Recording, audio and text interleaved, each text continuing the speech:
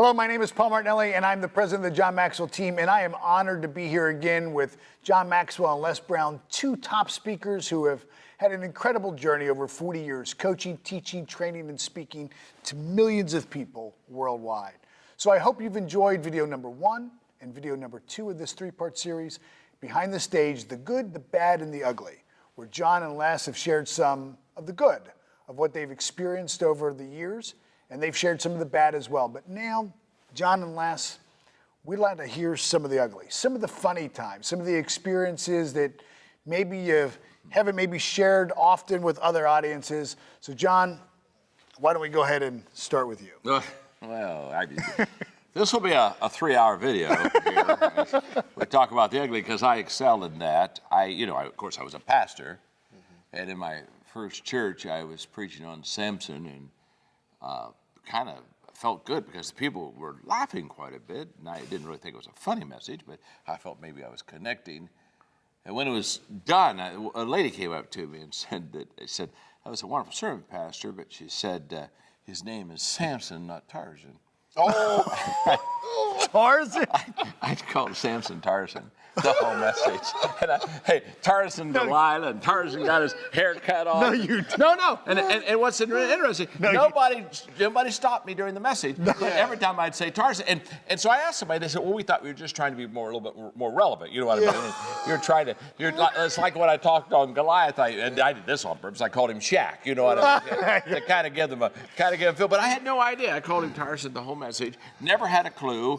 And kind of felt good about it. Talk about... They're laughing. You talk about feeling good about ugly. I felt good about ugly because I thought, they're liking this. I'm connecting so well. I'm really connecting. Yes, Tarzan Delilah, absolutely. A whole new biblical figure, a whole new biblical story. We're having to write another book for that. You know what I'm saying?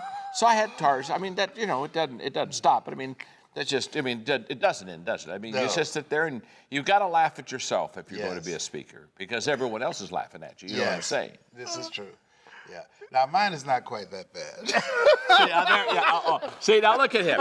He said I'm ugly, but I'm not that ugly. All right, okay. Yeah. Paul's talking about how young he is. You're talking about how good looking he is. Look at that. Here I am. Okay. Well, after I spoke in the Georgia Dome before these 80,000 people, I was backstage, and I was about to leave, and a lady said, Mr. Brown, could you just stop for a moment? I said, yes. She said, our speaker canceled. I know you're tired, but would you come and give a speech for us? I said, no, I'm tired. And I was walking away. She said, but we can pay you a full fee. I said, the Lord is able. Did you get a healing immediately? That's right. You kind of said, well, I think I feel better already. Yes. So, people say money won't make you happy, but everybody want to find out for themselves. So they took me to the Georgia World Congress Center. It was a very intimate setting, and they were very close to the stage. So I looked in, and I went in the bathroom, and I took out my little mascara and put it on my mustache and cover up the little gray I sweated out. And so when I came in, the lady wanted everybody to know that she knew me. So she said, there he is, Les Brown, and she held her cheek out. And I kissed her on the cheek and left this big black smudge on her face. So I looked at her, and I didn't know what to say, so I just sat down. So people down front started saying, there's something on your face. And she looked at me, she said, what are they saying? I said, I don't know. I was in New Hampshire speaking. And it was the last session that I'd spoken all day, so it was the afternoon break. And it was in a very large church, and I was doing a leadership conference. And so the pastor had shown me his office. It was kind of like my green room. And he said, you can come in, use the restroom, whatever. So I go in and close the door to his restroom.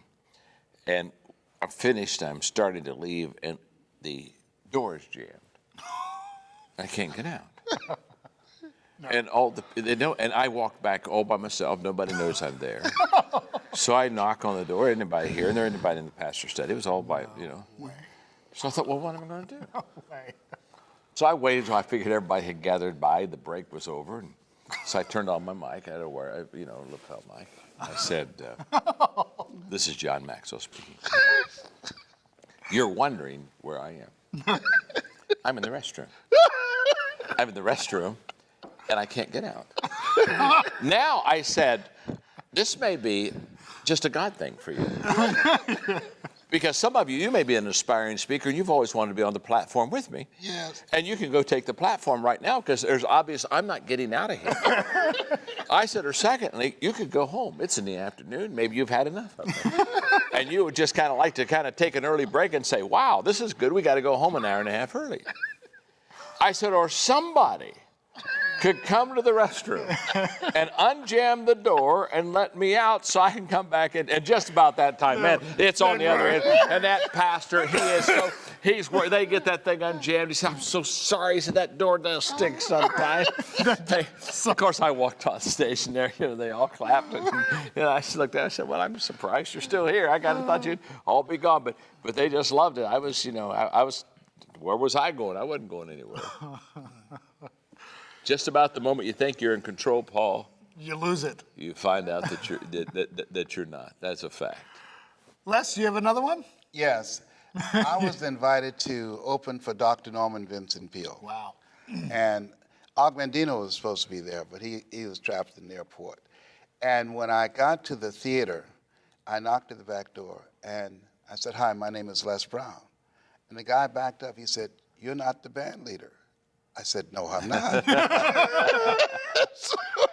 No. He went in and he told the others, hey, Les Brown here, but it's not the band leader. It's not the Les Brown. That's right. They were in a state of shock.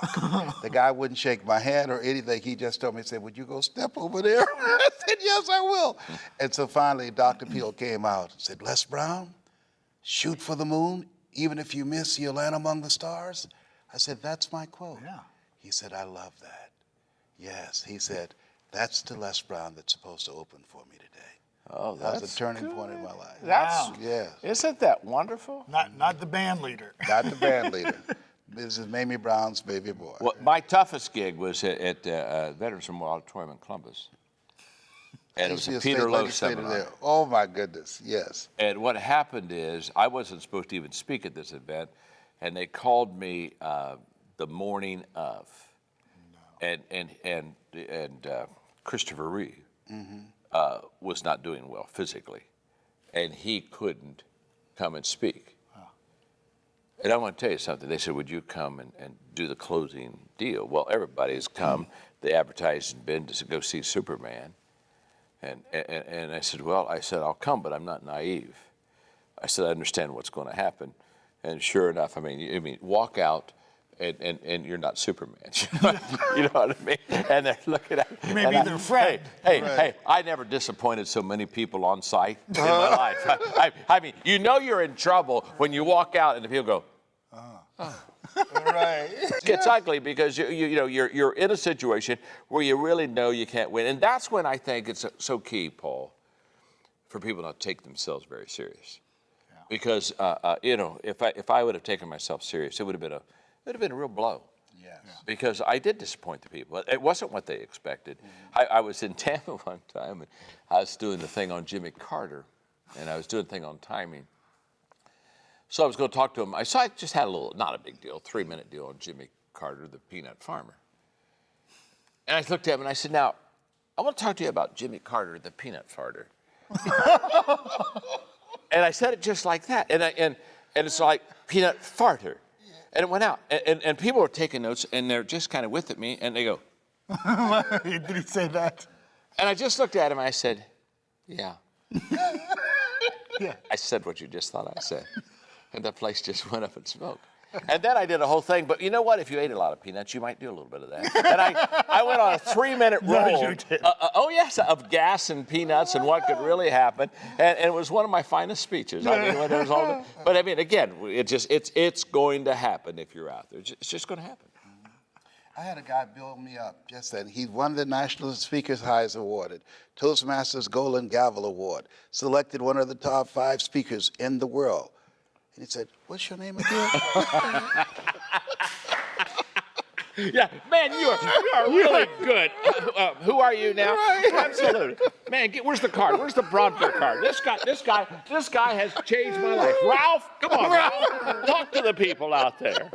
Isn't that funny? I mean to tell you, he No way. didn't know my name. Yeah. But you were awesome, man. I was awesome. Yeah. Think of how poor it'd have been if you weren't awesome. Right. That's right, yeah. Yes. Yeah, well, it's just great. Did you guys ever forget either a city or a client's name if you were speaking in front of a group and get it wrong? That's a loaded question. You know I have, Paul. You're a dirty dog right there. I know you have. I was speaking for a national conference of a company that I'm not talking about. And I went out and called them the wrong name. Hey, once, twice, Oh, no. 3 times. The wrong. That's called stupid, stupider, and stupidest. Yeah. And I kept thinking, wow, I'm not connecting. Well, of course not. I'm calling them by the Wrong wrong name. name. They're wanting to throw tomatoes at me. I was very, very embarrassed. What's wonderful is the founders of the company. They were terrific, and they were very kind to me. But yeah, no, if you're, you know what, when you're a speaker, you're very vulnerable. I mean, and also, you know this as well as I do, Les. Again, you have to be able, again, to appreciate your humanness. Yes. And laugh at yourself. And it goes back to the expression I say, laugh at yourself, everyone else is. Yes.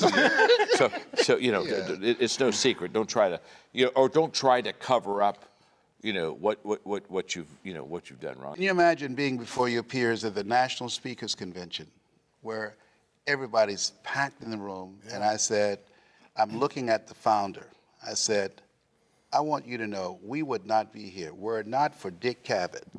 Now, the founder was Robert Cavett.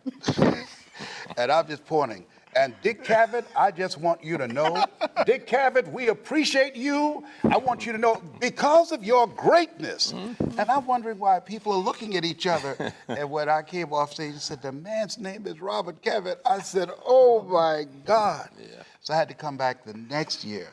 And I spoke on courage. I said, it takes a lot of courage for me to be up here, considering the fact that I called the founder Dick Cavett. But I watched him that night, Dick Cavett that night, and came on stage with that in my head. They didn't let me live that down for a long time. Les, on the last video on the bat, I explained to the people how I wish they could have seen me when I began. Yeah. This is the last story I'm telling because ugly just gets uglier. I promise you.